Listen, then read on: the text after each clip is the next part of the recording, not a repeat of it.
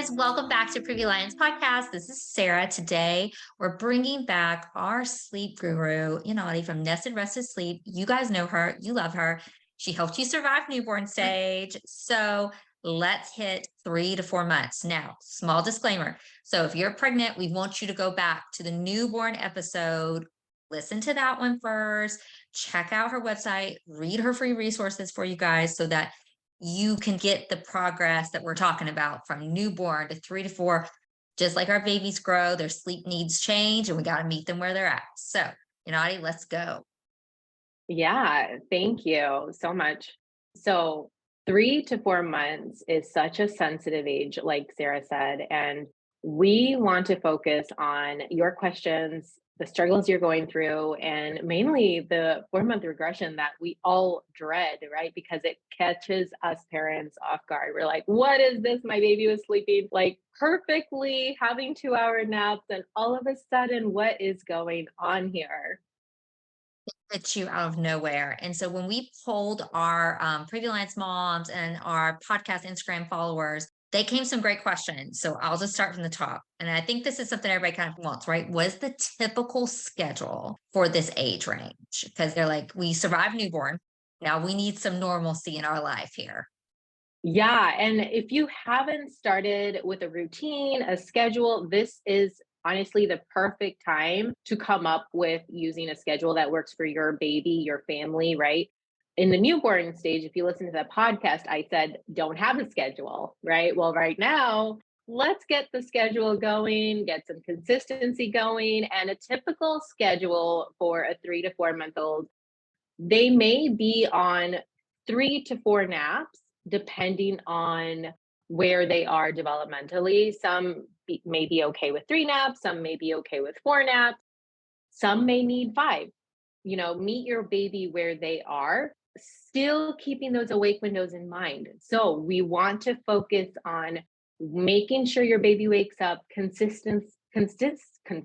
Yeah, I can't talk this morning, around the same time. So within 20 to 30 minutes of a typical wake up. So for example, if your baby wakes up at around 7:30, then try to stay within 7 to 8 a.m. as a normal wake up time.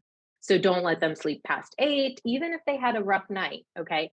I know I get this a lot. It's like, oh, the baby was up for hours at night. I just let them sleep until 10. Well, then your routine in the day is gonna be all over the place, Yeah. right?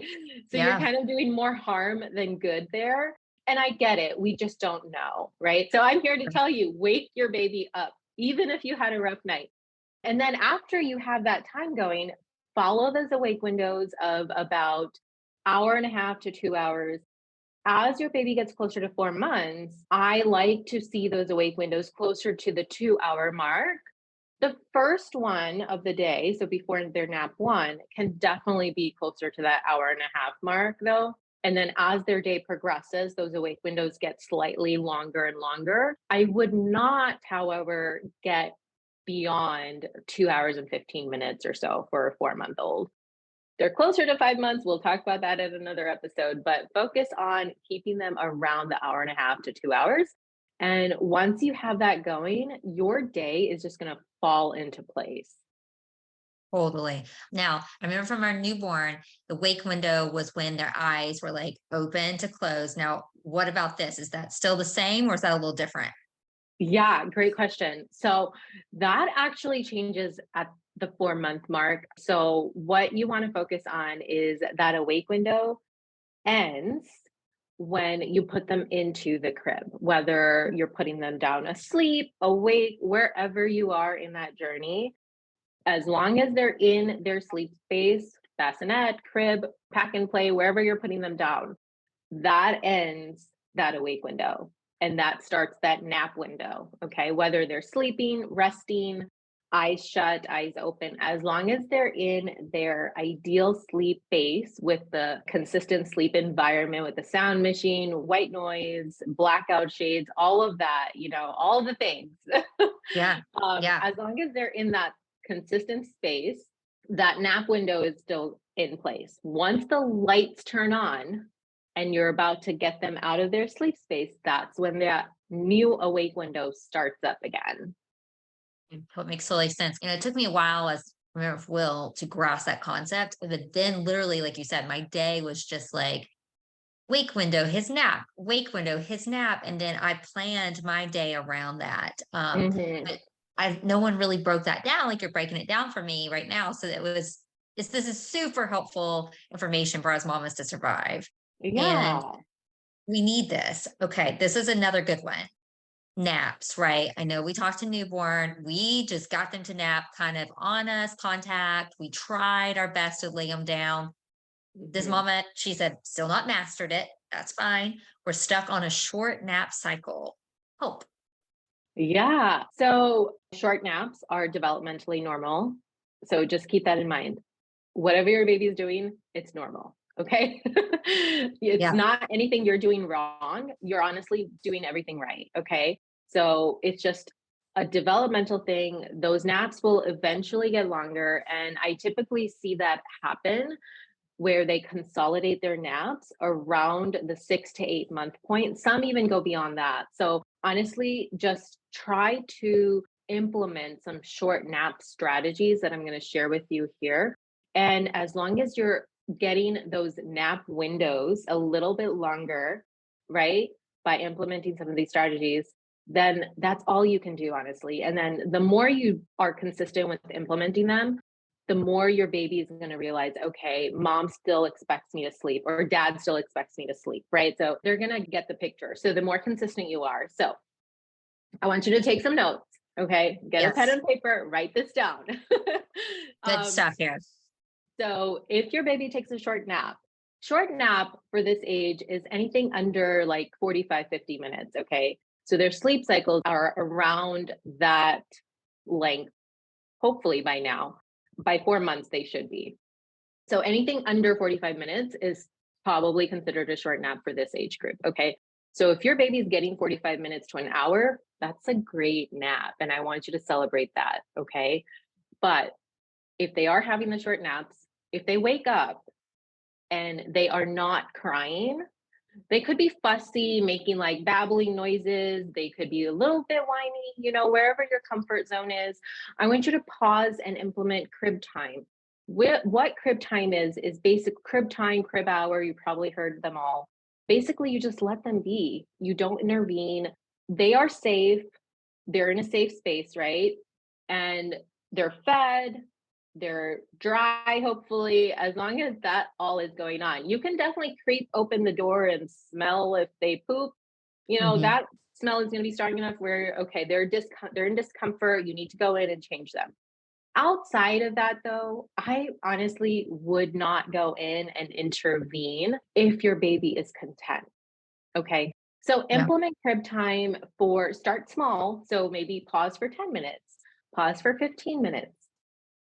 Okay. Or until your baby becomes fussy. So if your baby wakes up from a short nap and is crying, right, then I want you to still pause for about 2 to 3 minutes, go in, try to see if you can soothe them back to sleep. Okay. And try to practice this by patting them. You can pick them up to rock them, wherever you are, whatever your baby needs, you can implement the soothing ladder to help you figure out what strategies you can implement to help soothe your baby. And I have a perfect blog for this, and I'll give that to Sarah with We'll you link to it. link. Yeah. So you can implement those strategies to help you figure out, if you don't know yet, how your baby likes to be soothed, but definitely go in there and soothe them back to sleep if you can for about 5 to 10 minutes. Start small again. Okay. Just practice. It's practice over perfection. Okay. That. And Yes. and if your baby is still crying, they need you, they just won't let you put them down, that's fine. Top it off with a contact nap. So hopefully you have a rocking chair, a bed, some place that you can sit down and feel comfortable while you hold your baby as they fall asleep. I still want you to keep it dark, keep the sound machine on, all the good stuff, okay? So you're just holding them. Maybe you hold them for 10 minutes, 15 minutes. Our goal is to get to the hour mark. So if they slept for 30 minutes, they woke up, then you can do 10 minutes of crib time if they didn't cry. They start crying after that 10 minutes, then go in, try to soothe them for 5, And then you're at the 45-minute mark. Okay, I want you to do the math with me here. So then you would just hold them for 15 minutes, whether they're sleeping or not. You're just basically holding your baby in the ideal sleep space for 15 minutes to get to that hour mark. And that way, instead of your nap window being 30 minutes, your nap rest window for your baby is an hour long. And that is our goal there. Makes total sense. And then I heard the key thing. So white noise, we like dark room at this point because they do Mhm. now they're like awake, right? And they get it. They're like, oh, there's light. So that day night confusion we talked about in newborn stage, has it went away completely yet? Or Yeah, yeah. So it okay. goes away around the 8 to 10 week mark. So Okay. after that point, we really want to be consistent with practicing naps in the dark space with the sound machine on. Obviously, you can have naps on the go as well. And if you need to get out and about, if you have more than one kid like we do, then our schedule is going to be all over the place. So we Mhm. can't just be stuck at home, right? And I think we touched Right. on this in our last podcast episode too, where practice some of the naps at home and have the rest be on the go if you need to have them on the go. Ideally, though, I would practice the first 1 to 2 naps of the day in their ideal sleep space with the darkness, sound machine, and all of that. Invest in a portable sound machine and then have that with you when you need to have those naps on the go as well, though. Yeah, I love that. And they've got really good just, still the car seat kind of covers. I mean, I remember I used to sometimes if I forgot it, I would take my jacket, kind of just cover up where he was sleeping, made it Yeah. work. The carrier, at that point you can still do those like carrier Yep. naps. But it was me, and I know, and several other moms had said that too. Sometimes that last nap can be really tricky of the day. Hmm. A- And Yeah. there's just not much you can do. I usually ended up wearing baby James and Will for that last like kind of catnap situation. And that's a great thing to do. Like, have that last nap. It honestly is just to help you get from to stretch it to bedtime, honestly. It's not even like a proper nap. It's just like getting them enough rest where they'll have like not too long of an awake window before bedtime, right? So we don't want them overtired.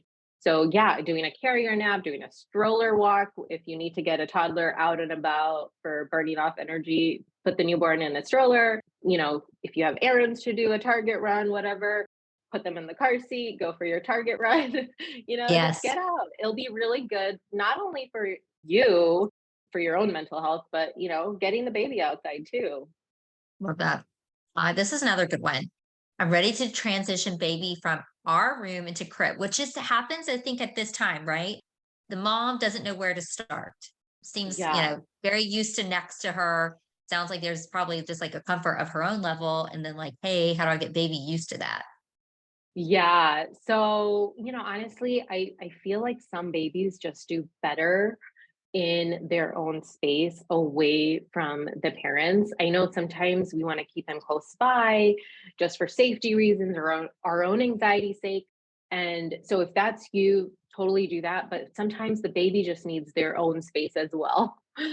Which, in that case, if you're going to move the baby into their own room in their own crib, I even have parents sleep in the nursery, like set up a floor bed or something. If you have anxiety like I did, I slept in my son's Mhm. room for the first few months. So I totally relate to that. So Yeah. set up a space where you can sleep in their room because that transition to move you out of their room is a whole lot easier as they get older. Trust me. Yeah. So, just some tips to move your baby from your room to their room is start interacting with showing them their space, do some playtime on the floor in their nursery, start doing the routines like the nap routine, bedtime routine, things like that. Do story time in there, do tummy time in there. Just get them used to their space, especially their crib. So you can even put them down in their crib during those awake windows for playtime, tummy time, things like that, inside of the crib as well as on the floor. Okay.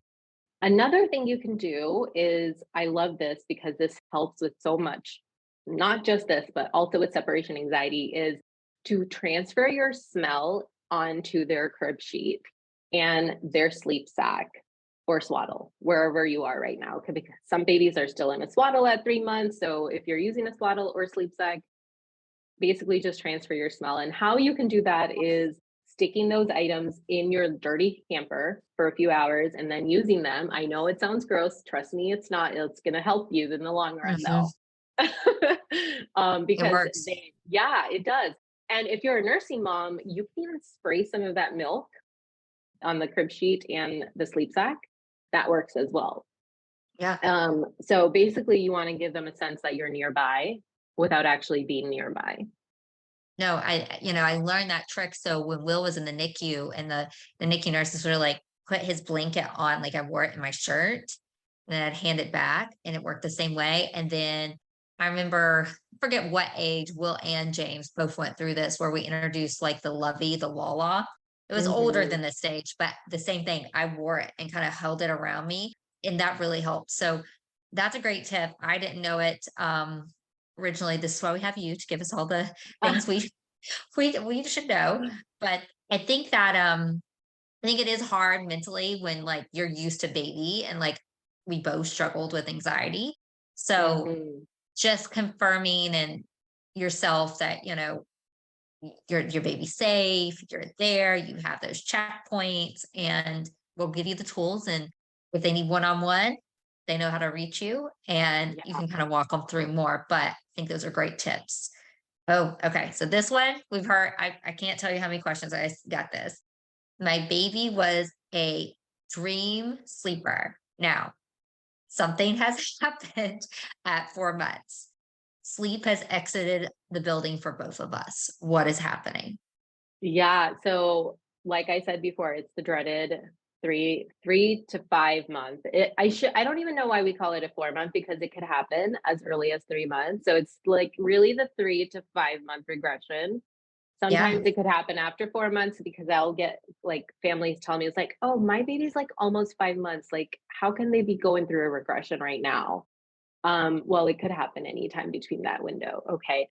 We just call it a 4 month regression though. And that's probably what's going on. If you had Yeah. a perfect little angel sleeper and all of a sudden they are having these short naps, multiple night wakings, they are cluster feeding, all the things where you're unable to put them down and find some rest for yourself, then this is probably what's going on.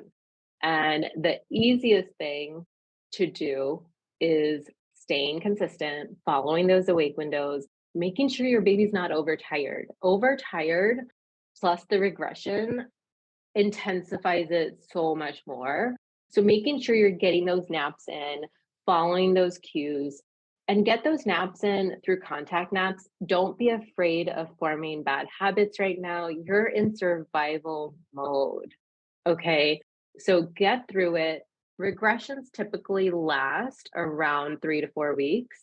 So there is an end to them. Okay. So I want you to focus on just getting by, doing what you can, focusing on those awake windows, practicing all those short nap skills that I just shared with you earlier. And if naps were poor, do an earlier bedtime if you can. And when I say earlier bedtime, it's probably around 20 to 30 minutes before that usual bedtime or before that awake window is going to end. Okay. So focus on those things. I have a perfect 4 month regression guide on my blog. I'm going to share that with Okay. Whitney and Sarah as well. So you'll see that link up in the show notes as well. But it's not just this mom. I remember it happened to both my boys, and I was just like, what is happening? And, it's interesting because a lot of our moms, now that I'm just correlating this in my head, is they really struggle with their mental health 4 months postpartum, or like that, closer for 5, 6. And now I'm just like, wow, okay, if no one's warned them too about this and they don't know what to do, we all know what lack of sleep does to our mental health, right? It's not good. So I think this is really important. Just like be aware that these sleep regressions, it's not mom's failing, you're doing something wrong, right? And it does Yeah. get over, but we have to figure out how, again, like you shared in the newborn episode, you got to tag in your partner, your support system. So you're sleeping too, because this could be a month and we can't, Yeah. I mean, you still have to function. You're probably back to work, your other children. So thank you for bringing awareness to this. And we're going to link that blog. So if you're listening to this going, oh my God, help me, read the blog, and we're going to get through this. It's not just you. And then my personal question, why do they sleep regress? Is it like a mental development or is it growth? What's Yeah, happening? so they are going through a progression. So it is a developmental progression that occurs, and it occurs at different timelines throughout the first few years of your baby's life. So anytime they're experiencing like a huge progression, like a developmental leap, milestone, things like that, they're going to regress in their sleep, and that's very normal. And what happens around the 3 to 4 month point, why this regression happens is because their sleep cycles are changing. So, if you recall in the newborn episode, we talked about how sleep cycles are about 20 to 30 minutes long. Well, now their sleep cycles are about 45, 50 minutes long. That's why a short nap is anything less than that point, because then they're not getting that full sleep cycle. And our goal is to make sure they get at least one sleep cycle in. And so that sleep cycle is around 45, 50 minutes, and that's more similar to our adult sleep cycle. So they'll have like deep sleep, REM sleep, you know, phases of light sleep. And then, so that's another thing, is to make sure that if you're transferring your baby down in their sleep space, asleep, that you do it within 10 to 15 minutes max. If you go beyond that point, then like if you're holding your baby for 20, 30 minutes, then you're getting closer and closer to that active REM sleep stage. And that's like their, active sleep. So they might wake up when you put them down. And you want to put them down when they're in deep sleep. Okay. And Got that it. deep sleep happens around that 10, 15, 20-minute mark. So to be on the side of cautious, put them down after 10 to 15 minutes if you're transferring them down asleep. I always do the hand test when like I rocking because baby James with his molars and stuff. So I'm like, okay, so if he's on me, I'm trying to get him back down, lift his hand. If it kind of, and I'm like, okay, he's in deep sleep. And so I need to lay him down. But I was in that cycle you just described. I waited too long initially. Mhm. We spiraled, both of us. Yeah.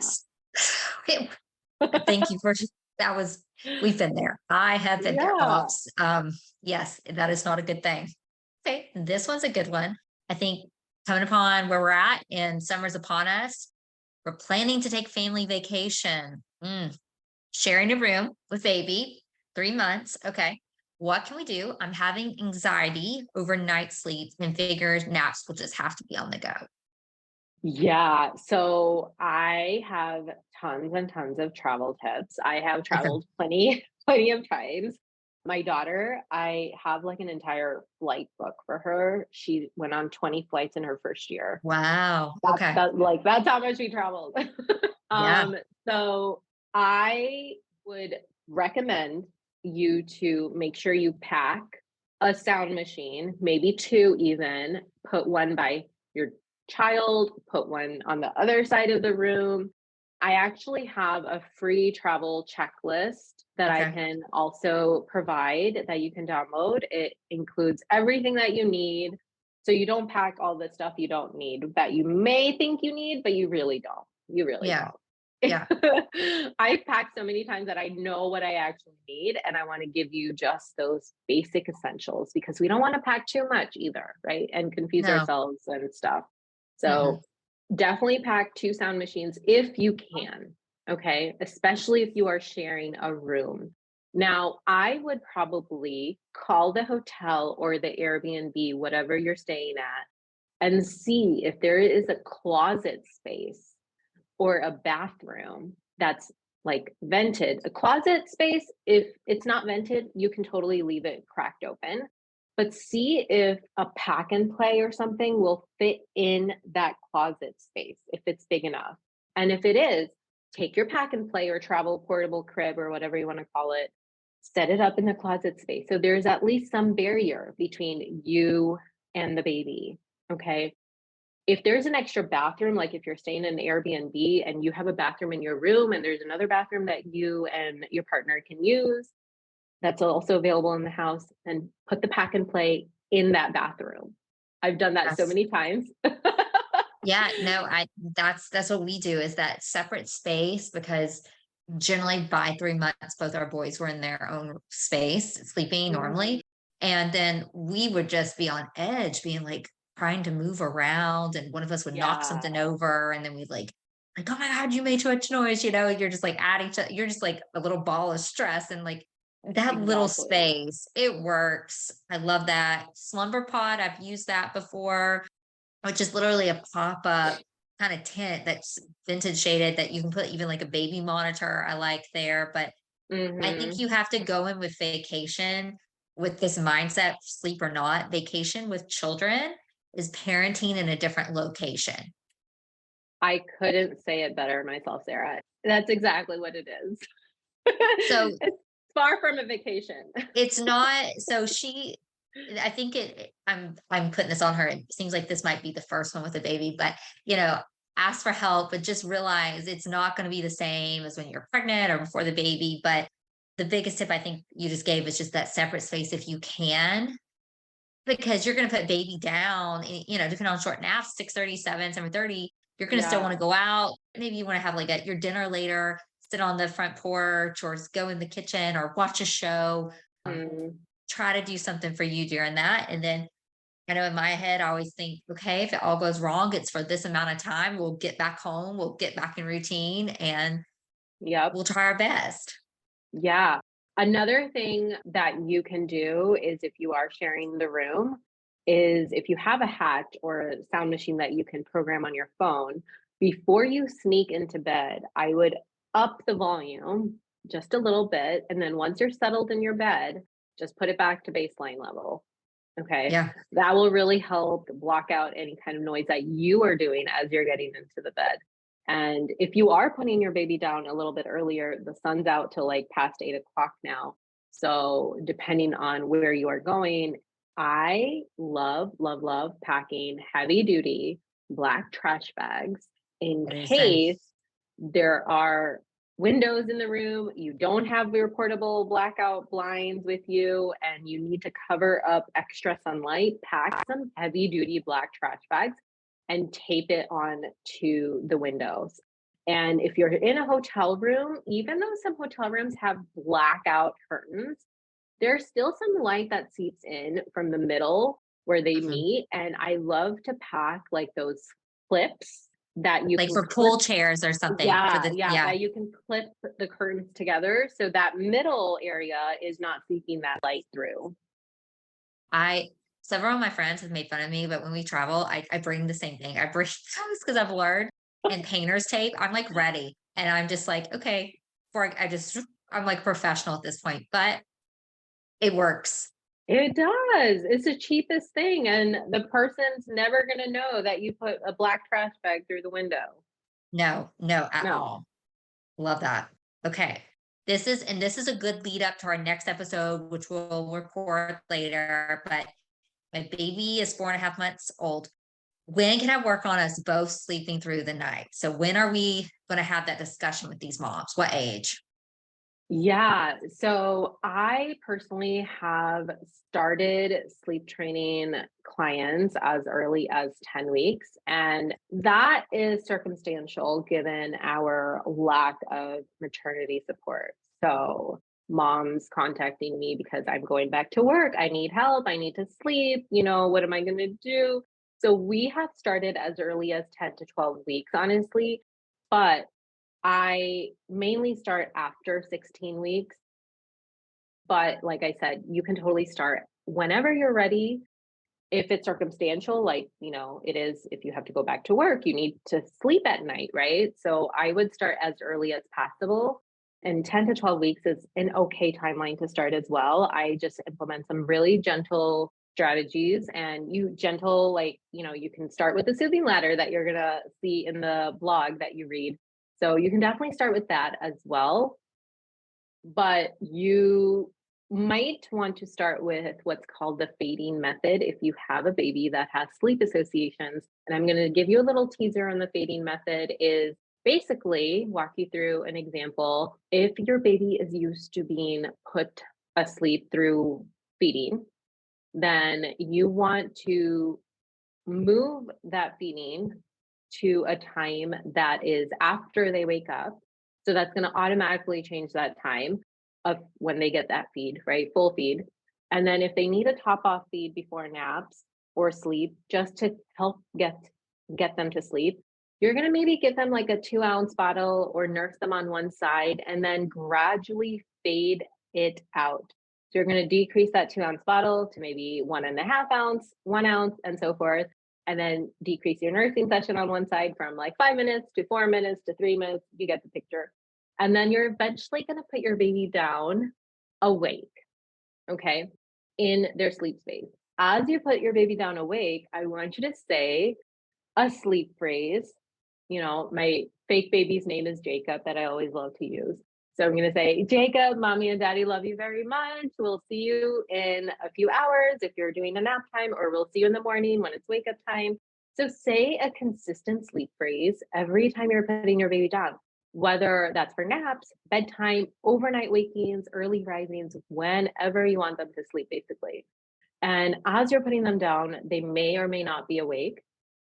If they're awake, I want you to soothe them until they fall asleep. So whether that's patting them, swaying them, you know, basically following the soothing ladder.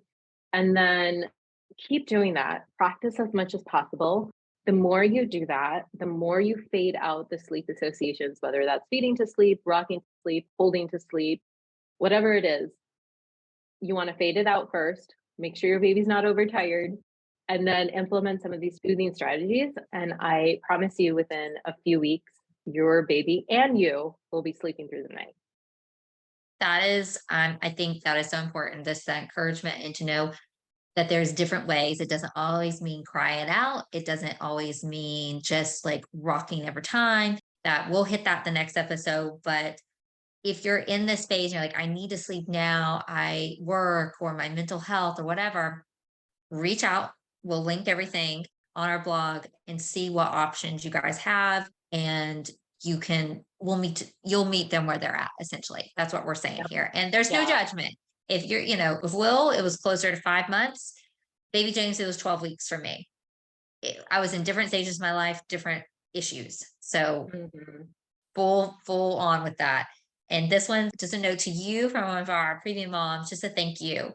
Newborn series was so helpful. We need to talk more about how important sleep is and take judgment out.